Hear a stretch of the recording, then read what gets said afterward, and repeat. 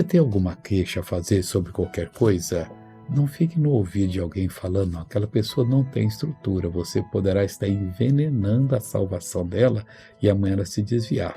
E também não fica falando para os quatro cantos, não. A Bíblia fala no Salmo 142, 2, o seguinte: derramei a minha queixa perante a sua face. Esse é o lugar certo. Deus, eu não estou entendendo.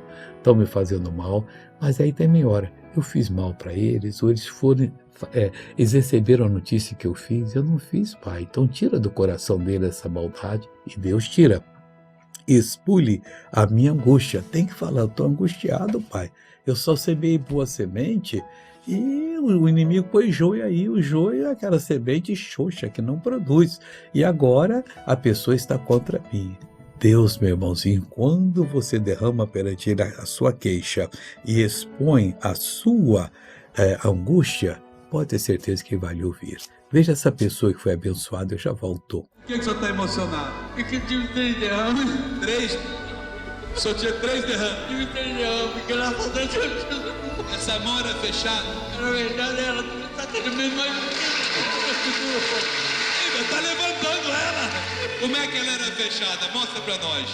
O senhor não podia pegar nada com ela? não podia pegar nada do senhor. Pegava, mas nem um caso não podia pegar. Nem um relógio? Pega o meu sapato aqui, faz favor. Oh, glória a Deus! Nem um relógio! Vamos orar agora? Pai, queremos chegar diante de Ti para expor as nossas queixas, Pai. Nós não podemos ficar falando pelos cantos, nem ao ouvido de quem quer que seja. Se fizemos mal, convença-nos e ao mesmo tempo perdoa-nos e ao mesmo tempo tira do coração dessa pessoa.